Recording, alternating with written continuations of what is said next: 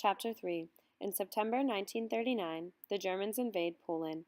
They march into the homes of Jews, giving them 5 minutes to move out, beating them, and killing helpless people. It is war against Jews, men, women, children. A new breed of German comes suddenly to life, Volksdeutsche. Poles who never knew of their German heritage dig into their past to find a drop of German blood that will link them to the fatherland. They put on swastikas and become Nazis. Mrs. Grubner, Olga, and Harry join the Volksdeutsche. Mrs. Grubner loads wagons with Jewish belongings she has taken and moves into a Jewish home in the nicest part of Lodz. Morning. A pounding at the door. I jump out of my bed, startled. Open the door! It is a familiar voice. I open the door. Before me, smiling proudly, stands Harry in the uniform of the Hitler Youth. He holds a club in his hands. I stare at him in disbelief. A cold sweat covers my body. I feel sick. Not you, I whispered hoarsely. Not you, Harry. How could you join them?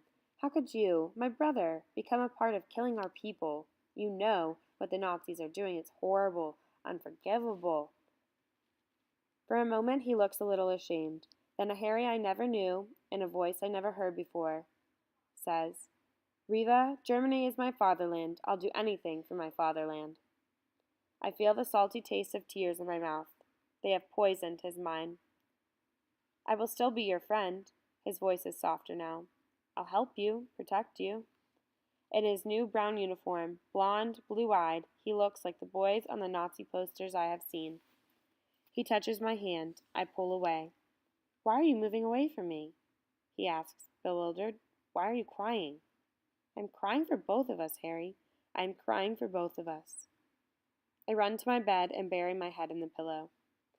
Later, his family stands calmly by, watching Volksdeutsche rob our home. Our tile oven, used to heat our house, attracts Mr. Brown, the farmer who has delivered potatoes to us for many years.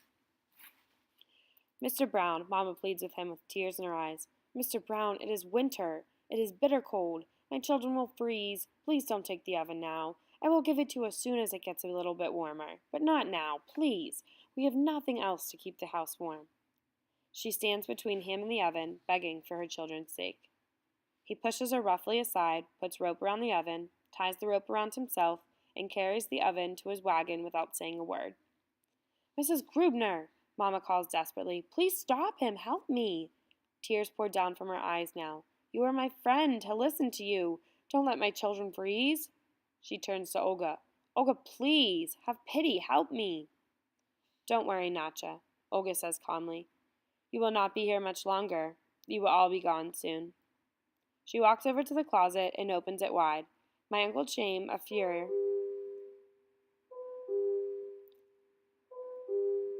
left several fur coats for safekeeping. She takes the coats and puts them over her shoulder. You will not need these either, she says in a chilling voice, walking out the door. We all stand, motionless, shocked, betrayed, helpless. You will pay for your crimes, Mama cried out. God will punish you for what you are doing. German blood will flow, just as Jewish blood is flowing in the streets. Remember my words, Mrs. Grubner, remember. Mrs. Grubner, her arms filled with our possessions, turns to Mama in a rage. Be silent. God is with us. I could have killed you for your insane outcry, Natcha. Mama looks at her in sudden terror.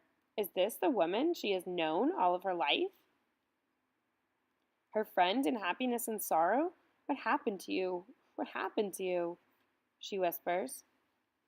Standing in the doorway, Mrs. Grubner calls out, Next week I am sending men to chop down the oak tree. I do not want you Jews to enjoy the beauty of my tree. Mrs. Grubner, you took our homes, you took our belongings, you took our pride. Mama says in a strange voice, Take your tree. The dead tree will help us remember what you became. Mrs. Grubner stares at Mama for a moment, then she turns and walks out. I run to Mama's arms. Why did they betray us like that? I whisper. Why? Why?